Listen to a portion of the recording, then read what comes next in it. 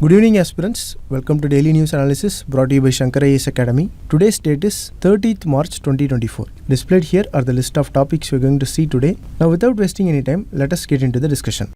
Look at this news article. Supreme Court said that it will review its April order to bury underground all power lines in the habitat of Great Indian Bustard. Supreme Court is doing so since the order is particularly impossible to implement over long distances. So in this context, let us quickly learn some facts about Great Indian Bustard. See, the Great Indian Bustard is one of the heaviest flying birds, and these birds are endemic to Indian subcontinent. The adult males are around 122 cm tall and weigh about 11 to 15 kg. This species is known for very slow reproductive rate. It lays only one egg for 1 or 2 years, and the success rate of these eggs under ideal situation is only about 60% to 70%. So because of this slow reproductive rate and specific habitat requirements, this species is found to be highly vulnerable. Now talking about their habitat, this species usually inhabits open habitats like short grasslands, open scrub and rain-fed agriculture. They breed in traditionally selected grasslands. More than 90% of total birds in the world are in India. Very few birds are in Pakistan. In India, the largest number of these species is found in Thar Desert in Rajasthan. Few birds are also found in Gujarat, Maharashtra, Andhra Pradesh and Karnataka. Now we will see about the threats faced by the bird. The threat is that these birds are prone to collision with the power lines as mentioned in the article. This is because of their poor frontal vision and their inability to see power lines from a distance. Further, because of their large size, it becomes difficult for them to shift trajectory after seeing the power lines. Many times there is a huge impact with these power lines, and even if there is no electrocution, the birds die because of the impact of collision. Sometimes they die also because of electrocution. The problem is that the habitats of Great Indian Bustard have high density of transmission lines. This is because of the potential for renewable energy production in Rajasthan and Gujarat. Recently, a unique initiative was brought in to protect this species. The initiative is to install Firefly bird diverter for overhead power lines. Look at the image. Firefly bird diverters are attached with installed power lines. The diverters are called fireflies because they look like fireflies from a distance. They shine on the power lines in the night and they work as reflectors for bird species like Great Indian Bustard. But the Supreme Court appointed a committee which argues that the bird diverters are a stopgap measure. That is, it is only a temporary solution and they cannot entirely guarantee to solve this problem. So this is about the ongoing issue related to power lines and Great Indian Bustard. Finally, let us talk about their conservation status. Great Indian Bustard is listed as critically endangered by IUCN and it is mentioned in Schedule 1 of Wildlife Protection Act 1972. So this is all about the discussion. Now let us move to the next topic. Look at this article from Indian Express newspaper. It talks about recent visit of Indian President to Mauritius and how Mauritius can be a vital partner in India's Global South Partnership. With this backdrop, we are going to analyze the India-Africa relation and inherent challenges within the relations. So we shall approach this topic in our usual mains answer writing approach. This topic comes under GS paper 2. Now look at the mains question. India must place Africa at the heart of its Global South strategy. Discuss significant achievements and challenges faced in India-Africa relations. If you see the question, there are 3 parts in it to be answered. Firstly, we have to write why India should give importance to Africa. Secondly, we should explain the significant achievements, and thirdly, about the challenges faced in the relations. So we are going to address this question in an intro, body, conclusion format. In the intro part, we are going to cover about the historical links between India and Africa, or we can mention the recent visit of Indian President to Africa. Now let us start with the introduction. India's engagement with Africa has deep historical roots dating back to ancient times, which is characterized by cultural, economic and diplomatic exchanges. In recent decades, India has reaffirmed its commitment to strengthening ties with the African nation, recognizing the continent's strategic importance in Global South strategy. Recently, 20-member Africa Expert Group presented a report titled India-Africa Partnership, Achievements, Challenges and Roadmap 2030, highlighting India's significant partnership with Africa and emphasizes the importance. Now moving on to see the body part of the answer. We are going to divide the body part into 3 sections. Moving further, we have to understand what is Global South. See, the Global South refers to the countries which are often categorized as developing, less developed or underdeveloped, which are primarily located in Africa, Asia and Latin America. These nations typically experience higher levels of poverty, income inequality and challenging living conditions compared to the wealthier nations of Global North. Now let us see the importance of Africa in India's global south engagement. First is economic opportunities. Africa represents a vast and growing market with a young and dynamic population, and it is home to over a dozen of fastest growing countries such as Rwanda, Senegal and Tanzania. This makes it one of the important growth areas of the world. For example, the real GDP in Africa and Sub-Saharan Africa in the past decade has grown by more than twice the rate in 1980s and 1990s. So these regions are growing faster than expected. Next is resource security. Africa possesses abundant natural resources which are crucial for India's economic growth. This includes oil, minerals and agricultural products. Securing access to these resources through partnerships and agreements with African nations is vital for India's energy and resource security. Then there is demographic dividend. Africa's youth population offers a vast consumer market and a skilled labor force. By fostering partnership in education and skill development, India can use this demographic dividend to drive innovation and economic growth. Now we shall see the significant achievements in India-Africa relationship. First is economic cooperation. For Indian business, Africa presents a massive untapped market for manufacturing goods such as textile, pharmaceuticals, automobiles and light machinery. Next is development assistance. India has been actively involved in providing development assistance to African countries through lines of credit, grants and capacity building programs.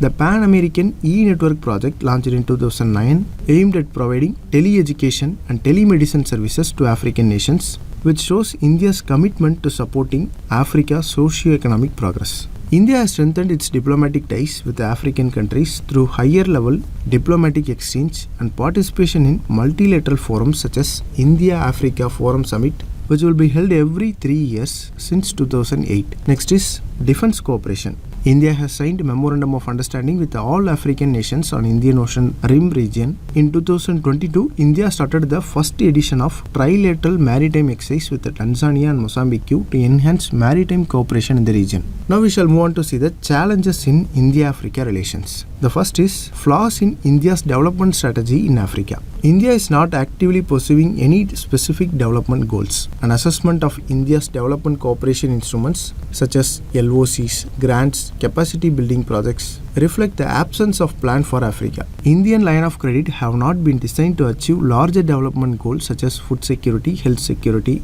or clean energy, etc. Then there is lack of focus. See, the geopolitical tensions in Asia and the efforts to consolidate its position in Indo-Pacific region have compelled India to deviate from greater focus on India-Africa relationship. Instead, India is concentrated on its ties with United Kingdom, European Union, etc. Then there is competition from other players. See, India faces increasing competition from other global powers, notably China, in its engagement with Africa. See, the Chinese extensive investments, infrastructure projects and economic presence pose severe challenge to India's efforts in the same region. Despite India's investments in African infrastructure projects, challenges such as inadequate transportation network, energy shortages and digital connectivity still exist. Also, the incidence of racial attacks on African nationals have severely dented India's image. If untreated, this could be a potential source of tension between India and Africa and damage the goodwill India currently enjoys in the continent. Next is diversification of trade. While bilateral trade between India and Africa has grown significantly, it remains concentrated towards few commodities and sectors. Diversifying the trade basket and enhancing value-added exports are essential for improving the sustainable economic partnership. Now the body part is finished. Let us see the conclusion. Here in conclusion, we should summarize with a way forward approach. India's engagement with Africa holds immense potential for fostering mutual prosperity, sustainable development and regional stability. While significant achievements has been made in economic cooperation, development assistance and diplomatic engagement, there are still challenges such as competition from other players, infrastructure deficit, trade diversification, etc. Therefore, it is important for India to place Africa at the heart of Global South strategy, and also our future partnership should be guided keeping in mind Africa's priorities. So this is all about the discussion. Now let us move to the next topic. Look at this article. It covers about the recent airstrikes of Israel over Syria. See, in Syria there was Aleppo region which housed the militant Hezbollah group.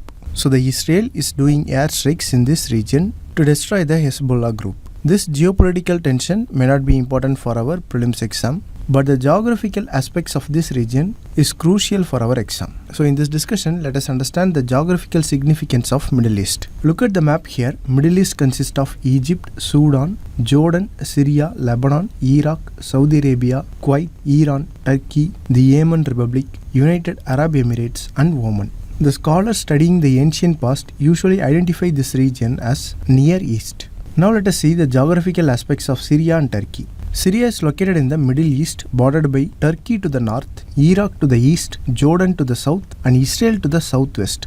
The Lebanon is on the west of Syria. It has a long coastline along Mediterranean Sea on the western side. The Syrian desert, also known as Hamath Desert, covers a large portion of eastern Syria, and the desert also extends into Jordan and Iraq. The Euphrates River, one of the region's major rivers, flows diagonally across Syria from the northeast to southeast. The major cities include Damascus, Aleppo, Homs, and Hama. Here it is important to know about Golan Heights region. See, Golan Heights is a rocky plateau which is present in between Israel and Syria. It was part of Syria until 1967. In 1967, Israel captured most of this area in the Six-Day War. United Nations Security Council considered it to be integral part of Syria. India has also not recognized Golan Heights as Israel territory. Moving ahead, let us see one more important region for Prelims 2024. Now we shall see the geographical significance of Turkey, because recent disastrous earthquake took place last year in Turkey. Turkey is bounded on north by Black Sea, on the northeast by Georgia and Armenia, on the east by Azerbaijan. Iran is also on the east of Turkey, on the southwest by Iraq and Syria, and west there is Mediterranean Sea and Aegean Sea. On the northwest, there is Greek and Bulgaria. See, Turkey sits on Anatolian tectonic plate which borders two major faults. The North Anatolian Fault that cut across the country from west to east, and the East Anatolian Fault in the southeast. Here the North Anatolian Fault is the meeting point of Eurasian and Anatolian tectonic plates that is known to be particularly devastating. In addition to this, the Aegean Sea plate located in eastern Mediterranean Sea is also a source of seismic activity in the region. According to studies, almost 95% of Turkey's land mass is prone to earthquakes. So this is all about the discussion. Now let us move to the next topic. Now look at this article. Government e-marketplace is planning a significant upgrade to its platform. This includes inclusion of work contracts for construction and building projects, and this move aims to enhance transparency and efficiency in public procurement process. So in this context, let us go through government e-marketplace for our prelims exam. See, government e-marketplace is nothing but an online procurement platform for government ministries and departments. This platform is reported as the most widely used channel for public procurement in India. Here the public procurement refers to a process by which governments and state-owned enterprises purchase goods and services from private sector. In this platform, MSMEs, recognized startups and other private companies can register as sellers, and they can sell their products and services directly to government agencies. The government entities here refers to ministries and departments of central government, government PSUs, departments of state governments, autonomous bodies of government. See, this portal was launched in 2016 and it is completely paperless, cashless system, and this platform is a special purpose vehicle under Ministry of Commerce and Industry. The procurement on this platform has been authorized by General Financial Rules issued by Ministry of Finance. The launch of this platform is an important reform in public procurement. This is because now there is openness and transparency in public procurement. Since public procurement utilizes a substantial portion of taxpayers' money, the government is expected to follow strict procedures to ensure that the procurement process is fair, efficient and transparent. For example, if a government department requires 2 laptops, it will post a bid on GEM website. The winner of the bid will sell the products to the government department. The various advantages offered by GEM to the sellers and buyers are highlighted here for your reference. You can go through it. So with this, let us conclude the discussion and move to the next topic. Look at this article. The article talks about an issue which is plaguing India-China trade in recent years. The recent data on trade shows a mismatch between the records of China about the goods leaving for India and the Indian records about incoming goods. Also note that this gap has risen to $19 billion as of January 2024. This is based on government data from 2 nations. The reasons which are given in the article are: first one is possibility of not recording the freight and insurance cost in the transaction. Secondly, it says that the trade fraud could be another explanation. The fraud could have been done by showering a lower value of goods, and note that the main aim is to reduce the payment of tariffs. Moreover, a 2023 Indian government study said that the country's trade discrepancy with China was pronounced in some category of goods: articles of iron or steel, glassware, furniture, bedding and related goods, electronic machinery and equipment. So these are the goods in which the trade discrepancies happen. So this is all about the article. Let us see some basics about India-China trade. See, the trade relation between India and China in 2023 stood at $113 billion and in 2022 it was $115 billion. Moreover, as of 2023, China was India's third largest trading partner. Now let us see the major items imported from China. They are electrical machinery and equipment, followed by nuclear reactors and parts, organic chemicals, plastic and articles and fertilizers. Now let us see the major exported items from India to China. They are cotton yarn, iron ore, engineering goods, marine products and petroleum products. See, India's bilateral trade deficit with China is large and it is growing steadily. It was around $73 billion and the bilateral trade volume reached $136 billion in 2023 with a growth of 1.5% with every year. On a positive note, India's exports to China has also increased by 6% last year. But sadly, India's trade deficit with China still accounts for 38 to 40% of India's total merchandise trade deficit. So these are the important data regarding India-China trade. So with this, let us conclude the discussion and move to the next topic. Look at this news article. Union Home Ministry extended the validity of FCRA registration of NGOs and associations till June 30. This arrangement has been made since the applications received could not be processed within the time frame. In this context, let us go through FCRA for our prelims exam. FCRA stands for Foreign Contribution Regulation Act, which was enacted in 2010. The objective is to consolidate the laws to regulate the acceptance and utilization of foreign contribution. This act also aims to prohibit the utilization of foreign contribution or foreign hospitality for any activities that are detrimental to national interest. Since this act is about foreign contribution, it also applies to citizens of India who are living outside India. Other than this, it also applies to associate branches and subsidiaries which are operating outside India. These associate branches or subsidiaries are companies or bodies which are corporate in India, registered in India or incorporated in India. Here remember that the flow of foreign contribution to India is regulated by two legislation. One is FCRA Act and another one is Foreign Contribution Regulation Rules 2010, along with other notification and orders which are issued from time to time. First, we need to know what is foreign contribution. It is a donation, delivery or transfer of any article, currency or foreign security. Such donation or delivery or transfer of money is made by any foreign source or by a person who has received it from any foreign source. You can see which sources are called foreign sources from the table given here. Foreign contribution also includes the interest accrued on foreign contribution deposited in any bank, then any other income derived from foreign contribution or interest on it.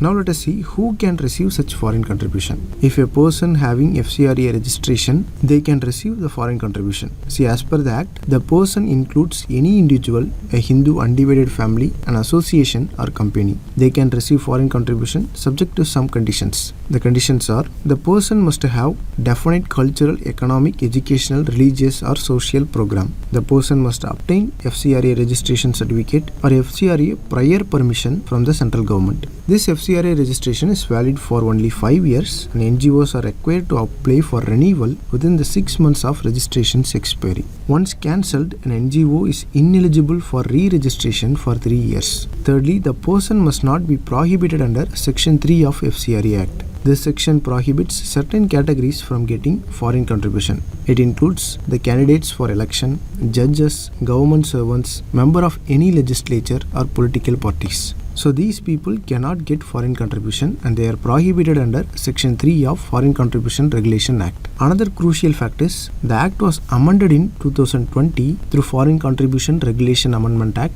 and let me tell you the two important amendments made in this Act. The first one was there was an amendment to Section 3 to include public servants under the ambit of this Act. This was done to provide that no foreign contribution shall be accepted by any public servant. The second important amendment is the amendment made to the Section 7 of this Act. This section prohibits any transfer of foreign contribution, but an exception was given to transfer when the receiving person is also registered to accept foreign contribution or has obtained prior permission. So this exception was removed by the amendment, thereby enabling a blanket ban on any transfer of foreign contribution to any association or person. So this is all about the discussion. Now we have come to the prelims practice question discussion. Look at the first question. It is about Great Indian Bustard. It is the state bird of Gujarat. This statement is obviously wrong. It is the state bird of Rajasthan. They are carnivores, preferring to feed on insect and beetles. This statement is also wrong. The Great Indian Bustards are omnivores and they prefer on insects and beetles. They will also eat grass seeds and berries. So they are not carnivores, they are omnivores. Look at the third statement. They migrate to Middle Eastern countries during their breeding season. This statement is also incorrect. These birds do not migrate at all. So all the statements given here are incorrect and the correct answer is option D, none of the above. Now look at the second question. It is about government e-marketplace. It is a 100% government-owned company set up under aegis of Ministry of Electronics and Information Technology. This statement is incorrect. It is a 100% government-owned company set up under aegis of Department of Commerce, Ministry of Commerce and Industry. Now look at the second statement. The procurement of goods and services by ministries and central public sector enterprises is mandatory for goods and services available on government e-marketplace. This statement is correct. So the correct answer is option B, 2 only. Now look at the fourth question. Which of the following will be treated as foreign contribution? Donation given by non-resident Indians, donation given by person of Indian origin card holders, donation given by overseas citizen of India card holders, contributions by United Nations or its specialized agencies. Here the option 1 is incorrect. NRI means a citizen of India living in other country. So when a citizen makes contribution from his personal savings, it is not treated as foreign contribution. The second and third options are correct. And look at the fourth option. We saw that the contribution from a foreign source is termed as foreign contribution, but exception is given to United Nations or any of its specialized agencies. So the fourth option is also incorrect. So the correct answer is option B, 2 and 3 only. And this is a quiz question for you today. Interested aspirants can post the answer in comment section. And this is a mains question for you today. You can write the answer and post it in the comment section. With this, we have come to the end of the discussion. If you like the video, please share it with your friends and don't forget to subscribe to Shankar IAS Academy YouTube channel. Thank you.